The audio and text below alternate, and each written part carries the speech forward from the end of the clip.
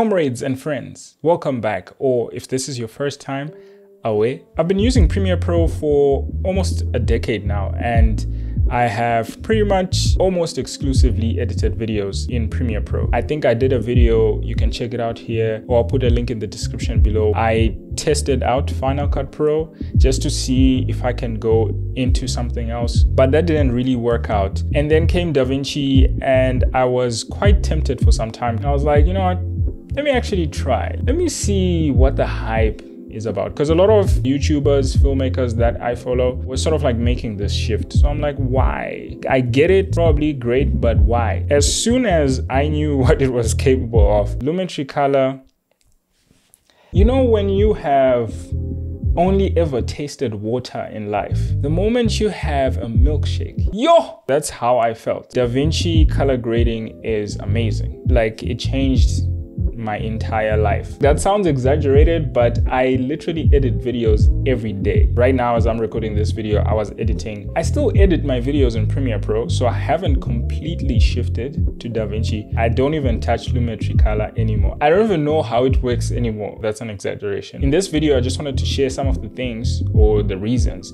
that made me actually make the jump or make the shift in as far as color grading is concerned. I'm not an advanced colorist, or I wouldn't call myself a genius in that aspect. Actually, as an editor, I would say that's probably one of my weakest links. I'd like to believe Davinci has kind of made my life a little bit better. Without wasting time, let's get into Davinci and I'll show you what I'm talking about. I'm just gonna drag a clip in here. This is from a project that I did recently called 48 Hours. So if you haven't watched it, I'll put a link here or down in the description below. And let me know what you think about it. I'm gonna drag this clip here, go to the color workspace. So this is how it looks when I'm using one screen, but I actually have two screens here, and I usually use it in dual screen mode. But for the purposes of this video, I'm just gonna use it like this. I shot this in Blackmagic Raw, and Davinci can already tell that. And the first reason why I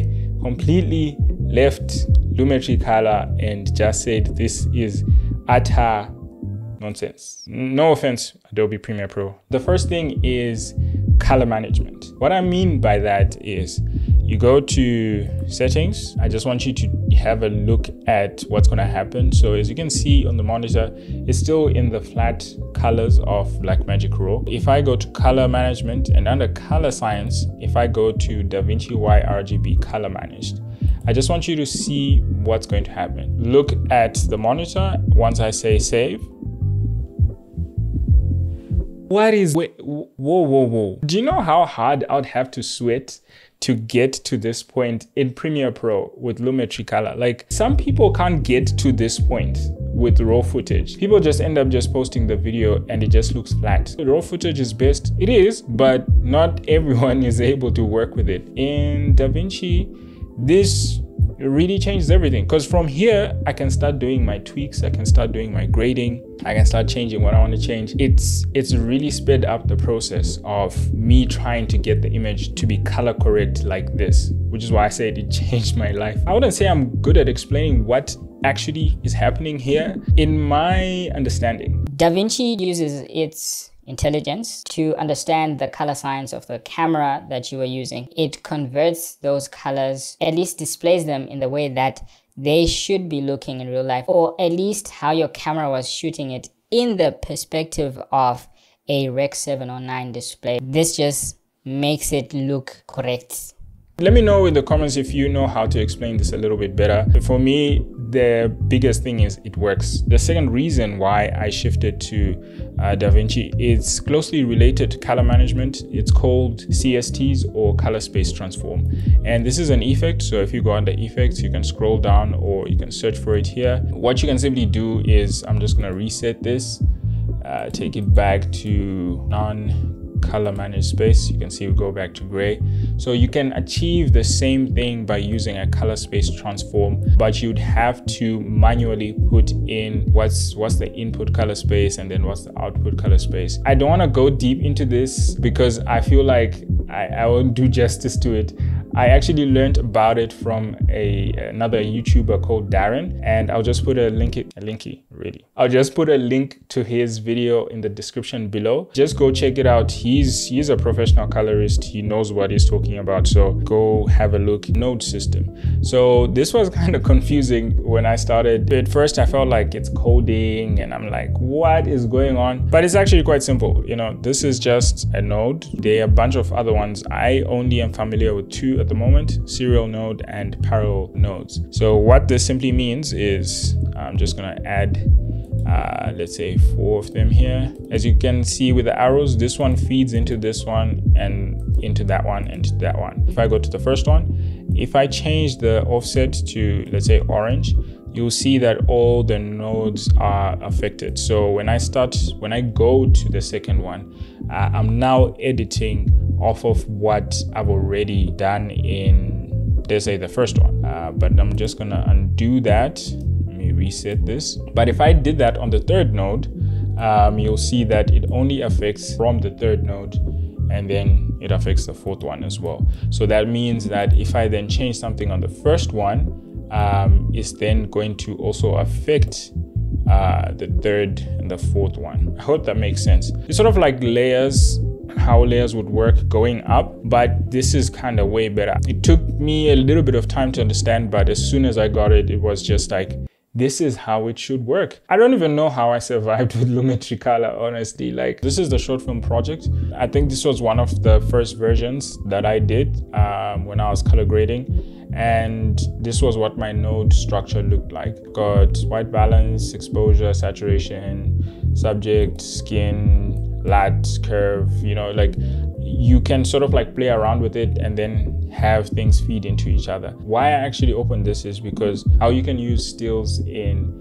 Davinci. I don't think you can do this in Premiere Pro, but yeah, I mean, you can save screenshots in Premiere Pro as a image or whatever. If I wanted to save the settings of this particular clip, by settings, I'm talking about the node structure that's here. I can simply right click this and say grab still. It's pretty much this one, right? If I had a clip, let me choose one here.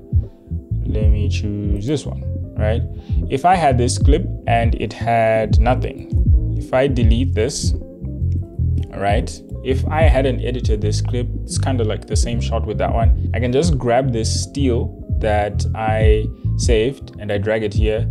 And then just like that, it already brings in all the settings or the node structure into that particular clip. Of course, I would have to do like final adjustments and all of that. This is some good stuff. The other thing that I really love is what's called Neighbouring Clips. If I were to activate a split screen here by going to this icon, and if I go down on this drop down menu and put Neighbouring Clips, I can sort of see the two clips that are behind and the one clip that's ahead of where I am, right? So if I deactivate that, this is the clip that I am at, and then this is the clip that comes after, and these are the two that come before. It just makes sense to do it this way. One of the things that I actually like about Davinci is that it's good with tracking, surprisingly really good. Let's draw a mask.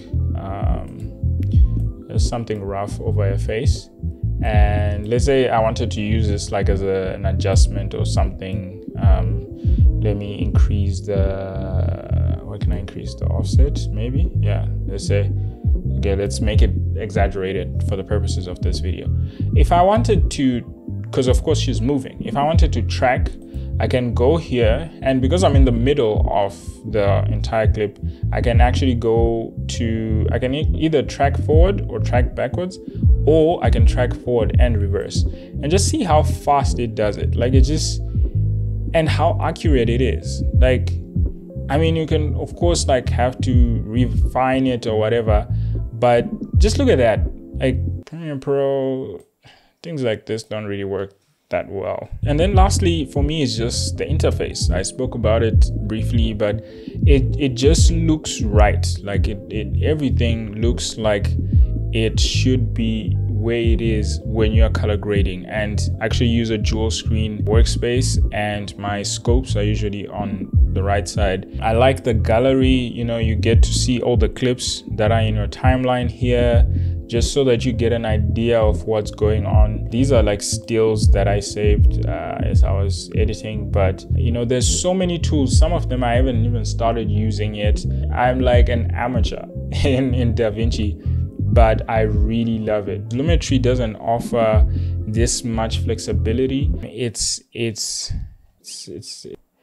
probably in the future I might consider editing a full video in Davinci, but I did another video, and if you haven't watched it at the time of watching this video, I'll put a link in the description below where I speak about why I can't completely move away from Premiere Pro to Davinci. I found a way to integrate it into my editing process, so I now color grade everything in Davinci, but I first edit all my videos in Premiere Pro. Thank you for sticking around, and let me know if this video was helpful. If it was, please click the like button and subscribe if you haven't already. My name is Z.